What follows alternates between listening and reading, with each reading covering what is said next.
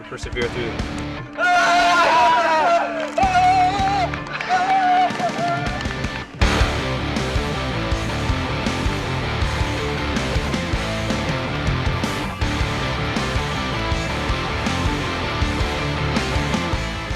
The hero of the day at Darien High School was Anthony DiMeglio. You'll see why he got that well-deserved dumping of water. And I like his teammates doing a little shoulder bump. They kind of well choreographed. Let's get ourselves on camera. And they did it, and they deserved it. And Anthony DiMeglio is going to get himself on camera in the next couple minutes for what he did in Darien's win over Greenwich on Monday. We're going to talk about the FCAC, how things are shaping up in the FCAC tournament. They're a little bit further along. A couple more weeks to go in the FCAC. We're going to talk about some Section 1 and some Section 9 baseball as we're entering the final stretch here of baseball in the Hudson Valley and the Metro region. And you're watching Around the Diamond. I'm your host, Kevin Devaney Jr. And again, Anthony DiMeglio, you maybe didn't know who he was before Monday afternoon, but he's one of the top hitters in the FCAC. Darien, one of the hottest teams in the FCAC going into Monday's matchup with Greenwich. And playing at home, hosting a Greenwich squad that's played, had a tough stretch here. They've lost 4 games by 1 run in the last couple weeks. Darien on a 7-game winning streak, and you felt something had to break here at some point. Maybe Darien's winning streak was going to end. Greenwich was going to break through and win one of these games. We go up to Darien on Monday. Again, 7 straight wins in the FCAC. And Greenwich got ahead of them early. Got ahead 2-0. Kyle Dunster double in the first inning. He homered him in the 4th inning. Dunster's headed to Boston College, so Greenwich in control. Greenwich has done everything but kind of finish off games, and you'll see it happening once again. Nice catch there in the outfield. The outfield, they're getting a little turned around. Darien, though, Michael Gennaro, RBI single in the 6th inning after Greenwich got their lead, tied the game at 4-4. And then you have DiMeglio going yard, a walk-off home run in the 8th inning for a 5-4 victory for Darien as they knocked off Greenwich, made it 8 wins in a row, winning this one in 8 innings. A very dramatic scene there at Darien High School. That is a shot. You're in Darien High School. That's not an easy home run to hit. So Anthony DiMeglio with a bomb to win it, and we spoke to him afterwards. We're the underdog. No one expected us to come through last year. Battled 500 last year, came back almost a full starting lineup, and no one really saw us as one of the top teams. But we're just gonna keep fighting.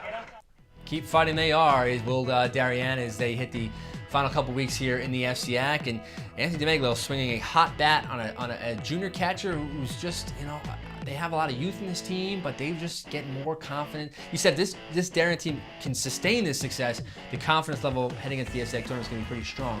Right now, though, I'm not sure if anyone's really believing that Darien's going to be able to make the run through the FCAC tournament, because you have teams like New Canaan and Staples and even Ridgefield. Let's first, New Canaan, defending state champions. They opened the season. They lost early in the year. They won 8-1, won 8-9 to start the season. They've now lost 3 in a row. 3 of the last games in the last week. 7-5 to Ridgefield. They lost 5-4 to Danbury on Friday. And then they lost in 8 innings on Monday to Staples. I'm not pressing the panic button on New Canaan just yet. This is a resilient group, and Dan Rakowski coming back. He's pitched well. He's only getting better as the year goes on. I like New Canaan moving forward. Staples is another team that you have to feel that going down the stretch here. They've won 4 games in a row since losing to Fairfield Ward 2-0 last week. Staples, the program has been so good over the past, decade or so, and they had a nice comeback win over New Canaan on Monday. Topher Brown, 3 hits in that win. Nathan Panzer also drove in 2 runs. Staples, to me, another team, a fear team, heading down the stretch here in the FCAC. You don't want to play in the postseason. I think the depth of this conference right now, we'll take a look at the FCAC standings. The depth of the conference right there now and the balance of this right now. So you have Darien sitting at the top of the standings, and Staples is your number 2 team. There's a whole host of contenders there where I don't even know if your seeding is going to make a huge difference as to who you play. Mainly because you look at you look down the list, you see Darien and Staples and what they've done. St. Joe's started the season 0-3 after winning a state championship last year, 7 wins in a row in the conference. They've gotten hot. You have West Hill also playing good baseball, very under the radar. New Canaan sliding down the standings there. They were number 2 team in the standings entering last week. Now they're slipping to the number 6 spot. They're going to make the postseason. I don't have any doubt about that. The team I like, and every year there's always a team that kind of makes a deep run, is going to be Ridgefield. I think Ridgefield is going to be the team that's going to either end up in the championship, if not win it all. And then you have Trumbull, Danbury, a whole host of teams fighting it out for that final 8th spot in the FCIAC to get into the postseason, and then, of course, heading into the Connecticut State Tournament after that. So that's his look at Connecticut. Again, you want to watch the full highlights of that, MSGVarsity.com. You see the full interview with Anthony DiMeglio, and you see him getting dunked with the water after the game. Very cool scene there for Darien, as they, again, confidence is high for them. We head over now to New York, and on Friday afternoon, I wanted to check out the best pitcher in the TriState, or the best pitcher in the Hudson Valley, or one of the best, and that being Chris Monaco. He's headed to Virginia Tech, and I wanted to see him take on a Nyack team. He was geared up for this Nyack squad. And Nyack and Tappan Zee ended up staging one of the biggest nail-biting games I've seen all season. And we were out of that game on Friday afternoon. Now, Nyack was coming off a game where they gave up 22 runs in a loss to Suffern. So confidence, not exactly high, but it grew as this game went on with Chris Monaco on the mound for Tappan Zee. But Dan Marcillo on the mound for Nyack. You saw him there, the big left-hander, just a sophomore. He pitched well. Chris Monaco, he got hit on the arm in his last start, and his velocity was a little bit down in the first couple innings. Nyack got a bat on the ball, but when you got defensive plays like that behind you, you don't give up runs. This game was scoreless after 7 innings, and then both teams, it seemed to put runners on base in this 8th, 9th, 10th, and also the 11th inning. Nyack finally got on the board. You see Jordan Muse there going the other way, putting a runner in scoring position on the road, and then you have Rob Lynn driving a single to left field. Finally, a run was scored. Nyack took a 1-0 lead in the top of the 11th inning and then closed the door there on a 1-0 win. They didn't beat Chris Monaco. Monaco went 6 innings in this game. He got a no decision. He had 5 strikeouts in the game, but Dan Marcillo, he didn't get a decision either, but 6 strikeouts in 8 shutout innings. He was terrific, and we caught up with him afterwards. You know what? It's something I've always wanted to ever since I got called up. I always want to go against the best and see what I can do. You think you held up? I mean, you threw as many scoreless innings or more scoreless innings than he did. I think I did hold up. Dan Marcillo turned a lot of heads that day, especially when you see him on the same mound as Chris Monaco, who's an established player, as you mentioned, going to Virginia Tech, and more on him in a second. Dan Marcillo is a future star in Section 1 baseball, the big left-hander, just great composure. I believe he had the winning run on third base twice in extra innings, and both times with less than 2 outs, and he worked out of it. One time with nobody out, he had run on third base and worked out of the jam. So just great composure and poise for Dan Marcillo. No decision, but really just a phenomenal effort. Now, Chris Monaco, if you know the story about Chris Monaco, and we're going to tell it to you in a second, he was a kid who, Tappan Zee won his section championship a few years ago, and even though he was on the team yet, he wasn't really a prominent player, you heard about this great talent they had coming through because of the youth program. And Chris Monaco, last year was supposed to be his year as a junior. He got hurt, and he's come back this year and done pretty well. And we caught up with Chris Monaco this past week, and we profile him here on Around the Diamond. Hey, TC on 3, 1, 2, 3. TC! Chris Monaco never had a reason to doubt his own ability. Long before Tappan Zee's ace entered high school, he was one of the most hyped pitchers in the region. Then came last spring, when a little discomfort in his prized right elbow turned out to be a whole lot worse. I had to go to another doctor up in Boston. He found a stress reaction. It was nothing bad at all. I just needed to rest it, so I rested it, and it was just one of the toughest moments of my life, having to sit out of baseball for 4 months plus. Months after committing to pitch at Virginia Tech, the tall right-hander was forced to shut it down after a mere 11 innings. Seeing us go into sections and needing another pitcher to get through everything, it was tough knowing that I couldn't do anything. But he really did work hard in the off-season and did whatever he could to get back a little bit stronger than he was before. If there was any doubt over Monaco's talent or how he recovered from the injury, he's answered that rather convincingly this spring. Monaco is 4-0 in 6 starts, sporting a 0.40 ERA with 57 strikeouts in 35 innings. Some people may have thought I lost it. I just want to come back stronger this year and show them that I'm still here. I think he's throwing harder, his curveball's tighter, his changeup has gotten really good. Monaco has showed no ill effects from the elbow injury this season. His velocity has touched 90 miles per hour, which ranks among the highest in Section 1. When he's right, he's got 4 pitches that he can throw for a strike, and he's not afraid to throw them. His demeanor on the mound is very just stoic and sort of quiet, and he's focused on what he needs to do.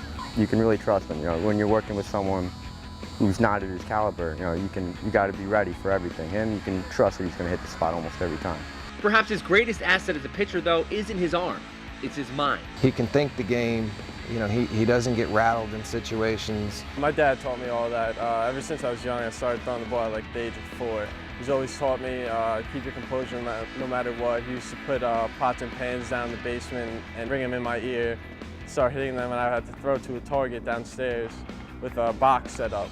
It won't be cookware standing in the way of Monaco and Tappan Zee in its quest for a Section 1 title. Just a deep and talented Class A. But with Monaco back on the mound and in form, the Dutchmen have the ace to win a championship. The hitting that we need and the pitching that we have, I think we can go very far, and I'm liking with what we have right now. Reporting from Orangeburg, New York for MSG Varsity, I'm Kevin Devaney Jr. And Chris Monaco, great young man. I got to talk with him for a little while, on camera, off camera last week, and he heard people whispering about last year, whether he, should be trying to pitch through. He tried to pitch through it early in the year, lost so much velocity, just couldn't keep stamina, but he has come back this season, and he has been off the charts good. Top pitcher, maybe in all of Section 1 this season. Him, Tony Romanelli, there's a lot of guys vying for that spot, but he's going to have the chance to kind of make up for his lost time as Tappan Zee gets ready to make a run at a Section 1 Class A championship, and which they won 3 years ago. So Tappan Zee and Chris Monaco kind of wish them the best moving forward. We look at Class AA, and, we've talked so much in the show over the last couple of weeks about Arlington and Ketchum, and we haven't done so much about Fox Lane. And they're one of the best offensive teams the past 4 or 5 years in all of Section 1, won a championship. And this year was supposed to be kind of their down year. And it hasn't been, because the young guys in this program, they carry 40 guys in the roster, they've come on strong, and we got to see it on full display on last week on Thursday. And, really, I got to the game, and I didn't know who was pitching, and I got to see a guy who I admire. We talked about Chris Monaco and how stoic he is, and they gave the ball to Henry Jacobs when they took on Harrison this past week, and Henry Jacobs is really one of those guys where when his mind is right as a pitcher, there really aren't many guys who throw the ball as hard as he does. You see, he's a big right-hander.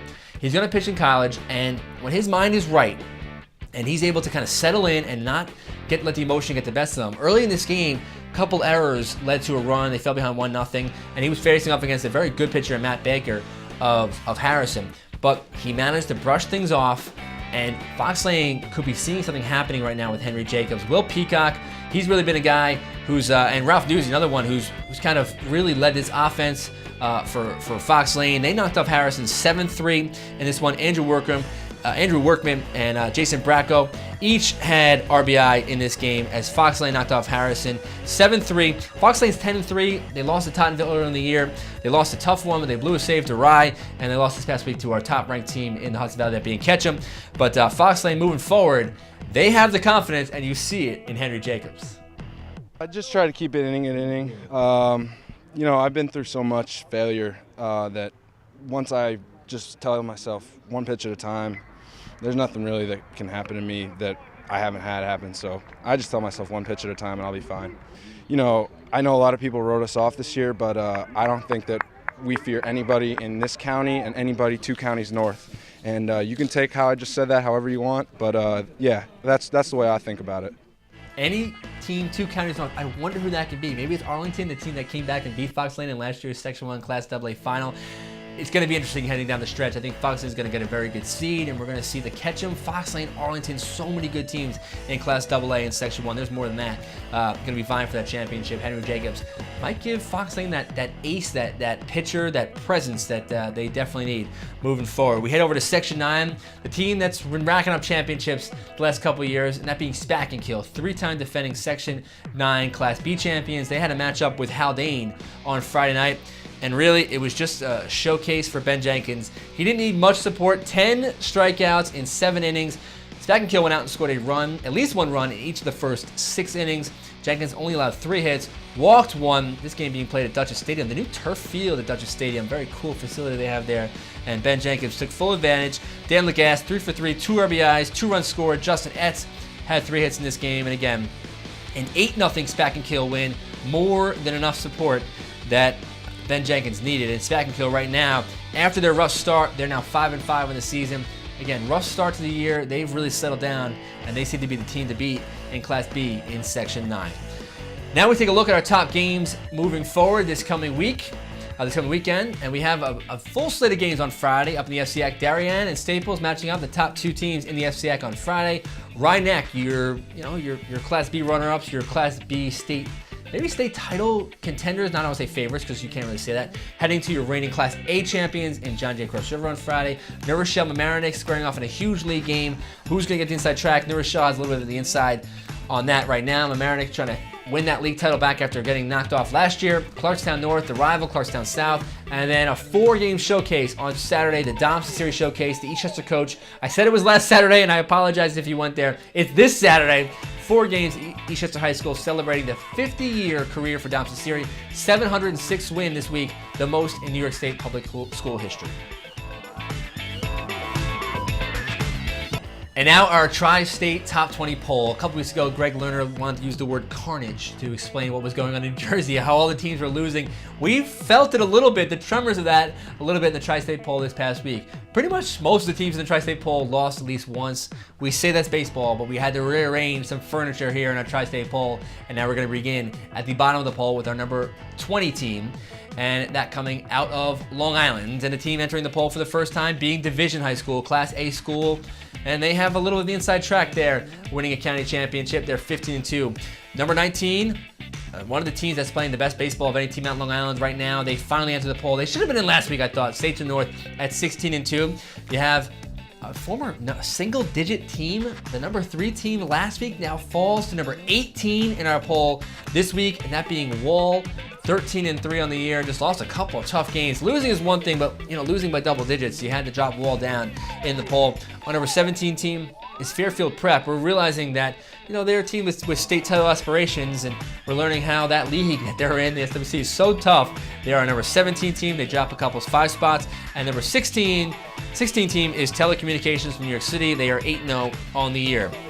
Flip the page, another team that's dropping from single digits now to the 3rd page of our poll, and that being St. Dominic's at 12-2, losing back-to-back games to Chaminade. Number 14 team in the poll is Beacon High School, Class A team from Section 1, continues to get great play. They're really going to miss Patrick Shetter and Tony Romanelli. Both guys are going to graduate with at least 100 career hits at Beacon High School. Romanelli accomplished the feat this past week. Our number 13 team is Hunterdon Central from New Jersey.